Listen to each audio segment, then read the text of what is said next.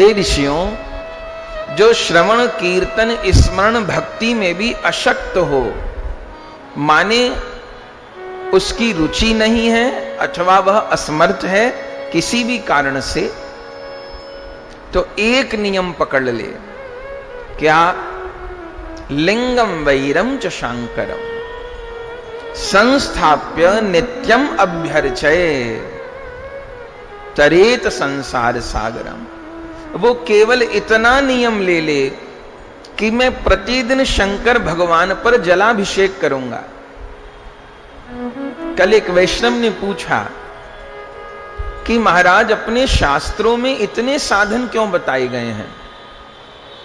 जैसे औरों के यहां एक ही बात बताई गई है, तो अपने यहां भी एक ही बात बताई जाती, या जैसे और जगह देखते हैं एक ही परम तत्व है, यहां भगवान की इतनी लीलाओं के इतने स्वरूप के वर्णन हैं, तो इससे उलझन नहीं हो जाएगी कि ये करें कि वो करें, वो करें कि ये करें।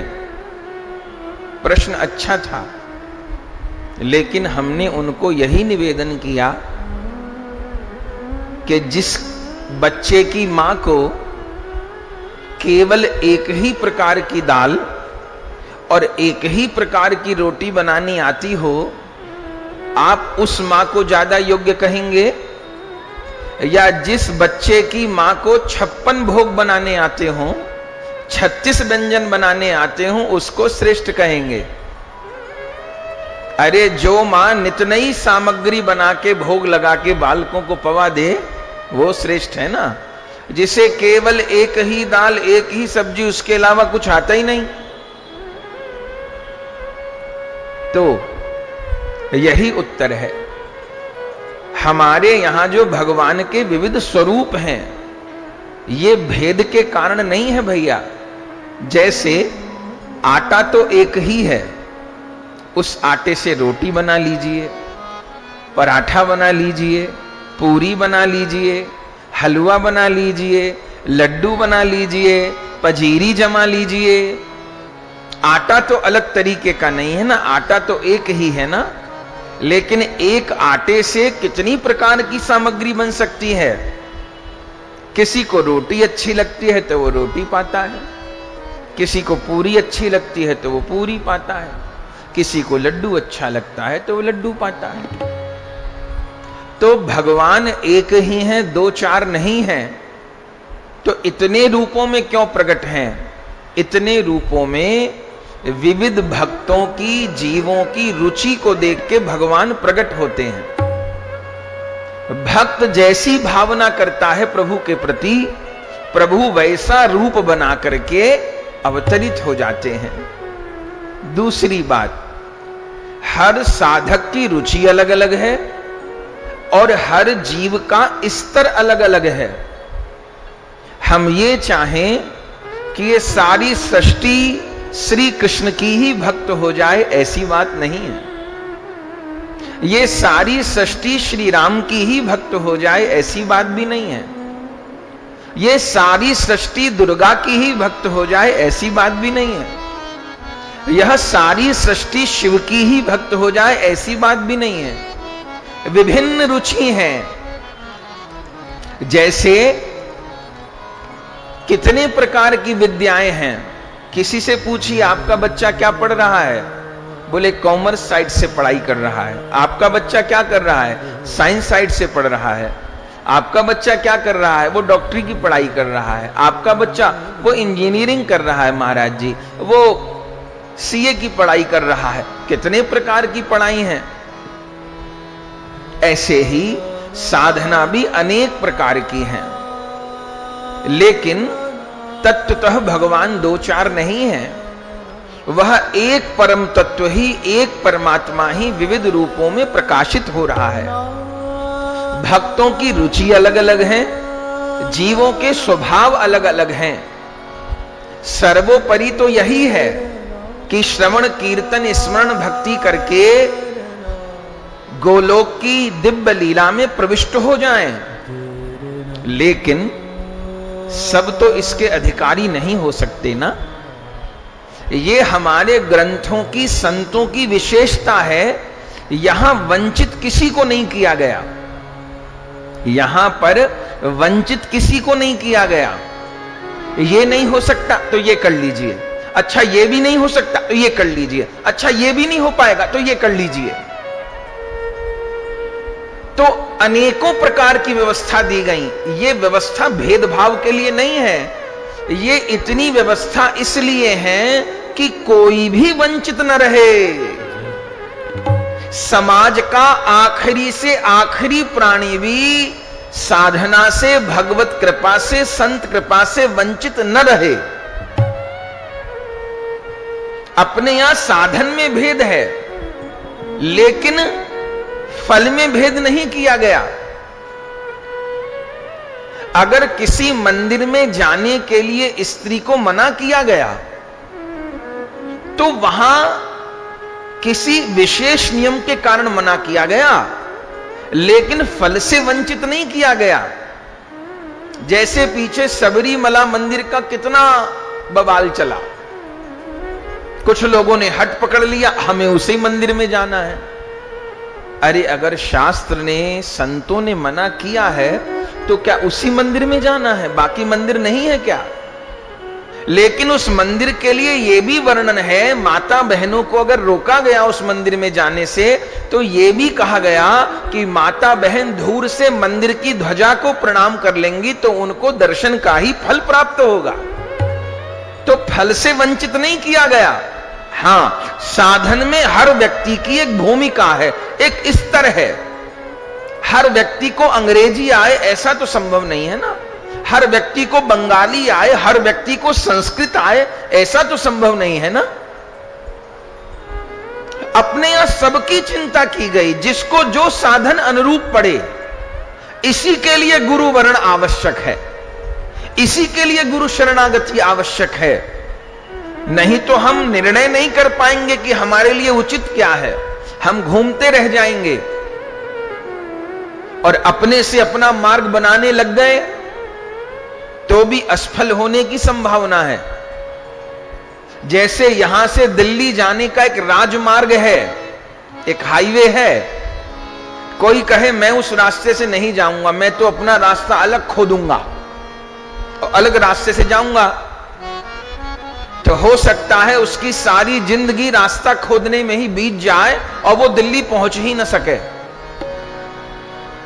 तो इसलिए अपने के लिए किसी नए साधन का आविष्कार करने की जरूरत नहीं है। हमारे ऋषि मुनि हर प्राणी के लिए साधन बता चुके हैं। अरे ग्रस्त में रहते हुए अपना कल्याण कैसे कर सकते हैं? आप बालक हैं तो अपना कल्याण कैसे कर सकते हैं? आप स्त्री शरीर है तो अपना कल्याण कैसे कर सकते हैं? अरे आप बिल्कुल अवश्य हैं, शरीर काम नहीं करता, कैसे अपना कल्याण कर सकते हैं? आप व्यापारी हैं, कैसे अपना कल्याण कर सकते हैं? आप नौकरी पेशा हैं, अपना कल्याण कैसे कर सकते हैं? हर चीज की व्यवस्था की गई है। जब सबके लिए व्यवस्था की गई तो साधनों में अंतर आना तो स्वाभाविक था ना। तो ये जो साधनों का अंतर है, ये भेदभाव के लिए नहीं है, ये व्यवस्था है। जैसे यहां कथा हो रही है तो व्यवस्था है ना। कुछ लोग मंच पर बैठे हैं, कुछ लोग नीचे बैठे हैं, कुछ लोग जहां जूता चप्पल आप सबने छोड़े हैं पादुका वहां की संभाल कर रहे होंगे, कोई बिछावट का काम कर रहे हैं, कोई लाइट की व्यवस्था देख रहे हैं, कोई कैमरा चलाने की व्यवस्था देख रहे हैं, कोई साज की सेवा देख रहे हैं। तो ये फर्क नहीं है, ये व्यवस्था है। जिसको जो काम बताया गया है, ऐसा नहीं कि हम यहां ऊंचे आसन पर बैठकर कथा कह रहे हैं तो हमको अधिक फल होगा और आप कथा में आने वाले श्रोताओं की जो पादुका संभाल रहे हैं उनको कम फल होगा, ऐसा नहीं है। वो पादुका संभाले ईमानदारी से और पादुका संभालते हुए कथा श्रवण करें तो जो हमको पुण्य होगा उतना ही पुण्य उनको भी होगा। फल से वंचित नहीं किया गया है। हां, व्यवस्था सबकी अलग अलग है। अब कोई ये कहे कि महाराज ये तो भेदभाव है, तो क्या किया जाए? तो जिन भाइयों को पादुका संभालने की सेवा दी गई है वो तो कथा कहेंगे, और जिनको कथा कहने की सेवा दी गई है वो पादुका संभालेंगे। तो क्या होगा? तो बात बिगड़ जाएगी। फल में भेद नहीं है, साधन में स्तर के अनुसार भेद है। इस बात को न समझ पाने के कारण कभी कभी हम अपने धर्म में दोष देख लेते हैं। नहीं भैया, यहां इतने साधन और इतने स्वरूप का वर्णन हर व्यक्ति की कक्षा देख के, स्तर देख के, व्यवस्था देख के बताया गया है, भेदभाव के कारण नहीं। यहां चतुर्थ वर्ण को भी वंचित नहीं किया गया, लेकिन चतुर्थ वर्ण के लिए जैसी भक्ति का उपदेश किया गया है वैसी करनी है। भक्तमाल में जिस आदर से जगत गुरु रामानंदाचार्य जी का चरित्र लिखा है, भक्तमाल में उसी आदर से चर्मकार कुल में उत्पन्न रैदास जी का चरित्र लिखा है। उसी आदर से जुलाहा परिवार में पाले गए कबीर दास जी का चरित्र लिखा है। उसी आदर से नाई कुल में पैदा हुए सेन भक्त का चरित्र लिखा है। उसी आदर से धन्ना भगत का चरित्र लिखा है। लेकिन सबके लिए व्यवस्था है। अगर रैदास जी को राम राम रटने की आज्ञा की गई उनके गुरु के द्वारा, तो उन्होंने ये नहीं पूछा कि आपने एक को तो महामृत्युंजय कहा था, मैं भी महामृत्युंजय जपूंगा ना। किसी आचार्य ब्राह्मण को जो महामृत्युंजय जपने से फल मिलेगा, रैदास जी को वही महाफल राम राम करने से होगा, लेकिन हट करने से हानि हो जाएगी। इसलिए शास्त्र के द्वारा और शास्त्र अनुमोदित संत आचार्यों के द्वारा हम आपके लिए जो व्यवस्था बताई गई है, जो आज्ञा की गई है, उसमें बिना प्रश्न किए उसको वैसे का वैसा मान लेना ही हमारे लिए सबसे अच्छा है। अपने ग्रंथों में शास्त्र की आज्ञा में बुद्धि लड़ाने की गुंजाइश है नहीं। चूंकि हमारे पूर्वज ऋषि मुनि हमसे करोड़ों गुना अधिक समझदार थे, त्रिकाल दृष्टा थे। वो भले सतयुग में प्रकट हुए हों, उनको चिंता कलयुग की भी थी। यही कारण है कि हमारा ज्ञान कभी पुराना नहीं हुआ। हमारे यहां सब व्यवस्थाएं थी। नहीं तो कुछ लोग ऐसे भी हैं कि जिनके यहां 1400 साल पहले जो बात लिखी गई, उस समय की परिस्थिति को देख के उसको आज तक ढो रहे हैं। हमारा सनातन धर्म ऐसा नहीं है, सब व्यवस्था की गई है। अरे बेलपत्र भोले बाबा पे चढ़ाना है, बिल्कुल ठीक बात। तो नए नए ताजे बेलपत्र लाइए, धोइए, चढ़ाइए। लेकिन वहीं शास्त्र यह भी कहता है, अगर बेलपत्र ताजा न मिल रहा हो तो चढ़ाए हुए बेलपत्र को ही पानी से धो लीजिए, फिर चढ़ा दीजिए। यह व्यवस्था है। कितनी उदारता है। हम अपने शास्त्र का मर्म न समझने के कारण, ऋषि मुनियों का मर्म न समझने के कारण भूल कर जाते हैं। ऐसा नहीं है। आखिर में ब्रह्मा जी ने कहा, कोई भी साधन न हो सके तो कम से कम इतना तो कर ले कि मैं भोले बाबा पर जल जरूर चढ़ाऊंगा। तो क्या होगा? केवल इतने नियम को पकड़ के रहे तो भी तरेत संसार सागरम, वही संसार सागर से पार हो जाएगा। ये कितनी दया है, कितनी कृपा है।